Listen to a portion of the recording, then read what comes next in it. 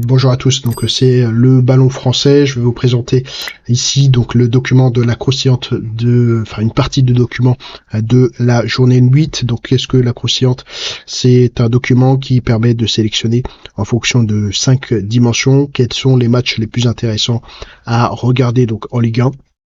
Et ça permet évidemment de pouvoir vivre la Ligue 1, une expérience évidemment la plus optimale, on va dire possible, hein, puisque les matchs très souvent revêtent tout simplement d'une sensibilité particulière, on va dire.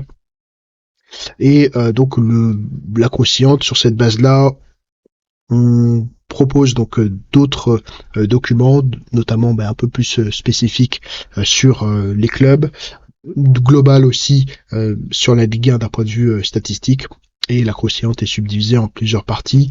D'abord, le suivi de l'intérêt de l'outil, que je vais présenter juste après, des informations contextuelles, donc notamment sur le classement, le calendrier, le tableau croustillant, donc sur l'ensemble des matchs, quels sont les matchs les plus intéressants, et puis ensuite la sélection avec 1, 2, 3, 4 matchs qui sont sélectionnés avec différents éléments un peu plus précis, et puis ensuite, et enfin les statistiques tout simplement.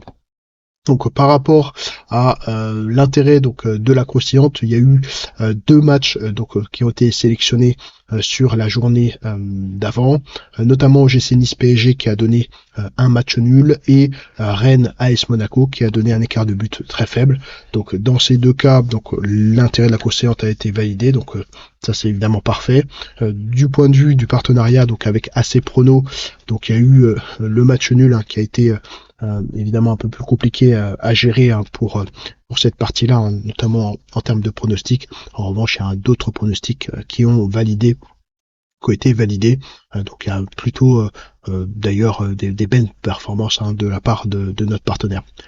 Donc sur la première partie, donc sur le suivi de l'intérêt de la croustillante, on a le nombre de matchs sélectionnés, donc notamment qui varie ici en bleu clair, donc du nombre de 2. On a l'écart de l'intérêt de la croustillante, c'est-à-dire le nombre de matchs qui ont été sélectionnés et l'intérêt de la croustillante.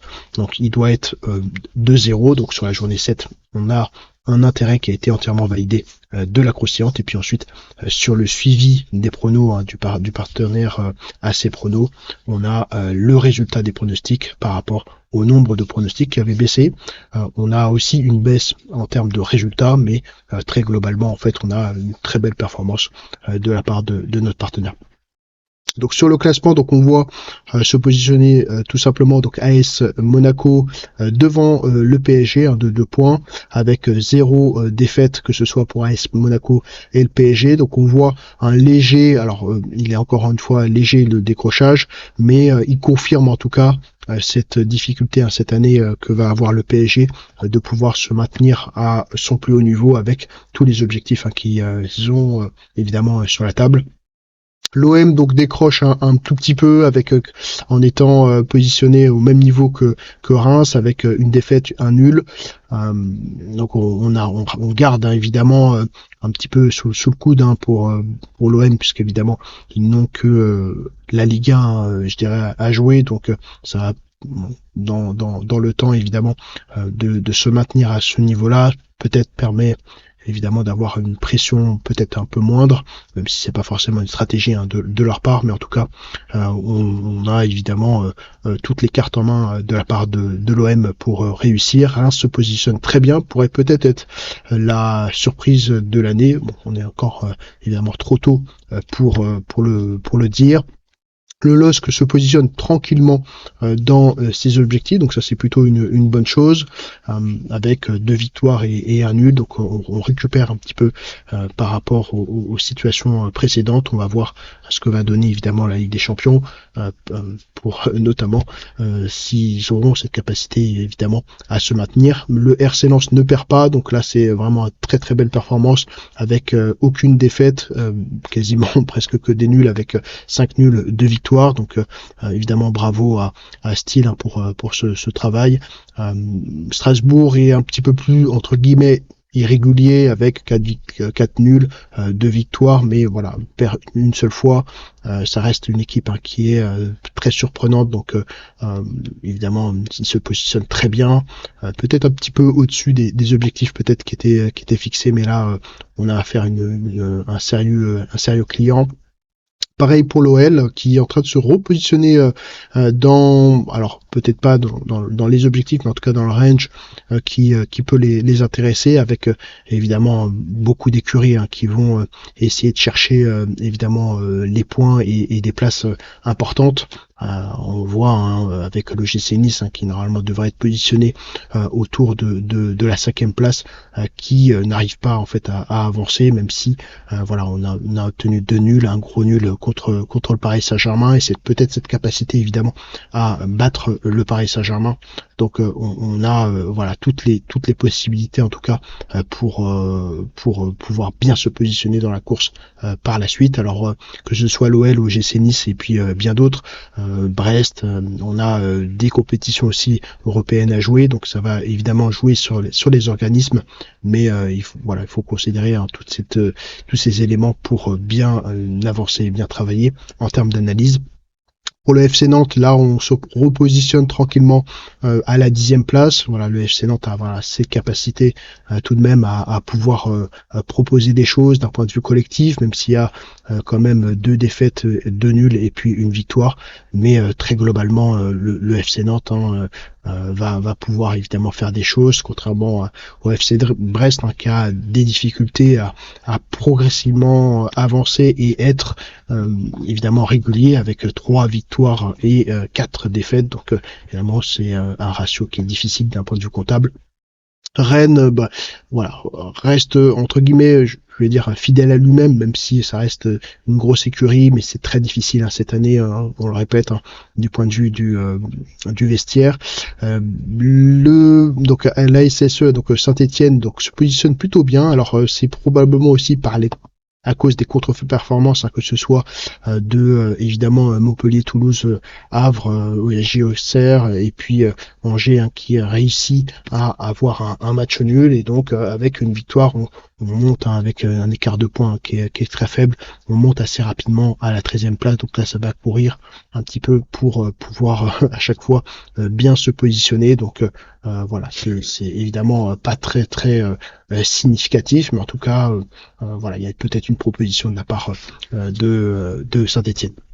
Donc on commence demain avec l'AS Monaco, donc demain, donc le 18 octobre, l'AS Monaco contre le LOSC. Ensuite on a Brest-Rennes donc à 17h, et puis ASSE donc contre Lens, PSG, Strasbourg, donc quand même plutôt des matchs qui sont intéressants, PSG, Strasbourg, Brest-Rennes. Et puis ensuite on a d'autres matchs sur le dimanche.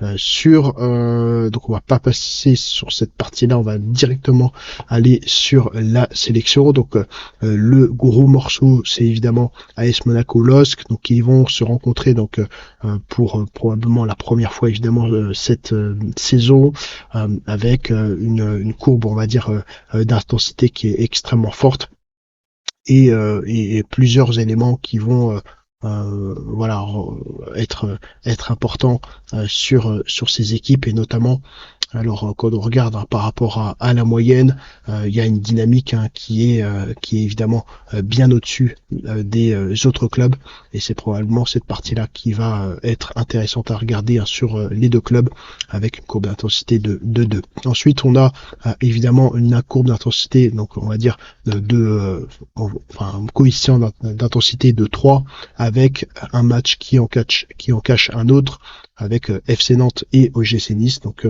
à 17h.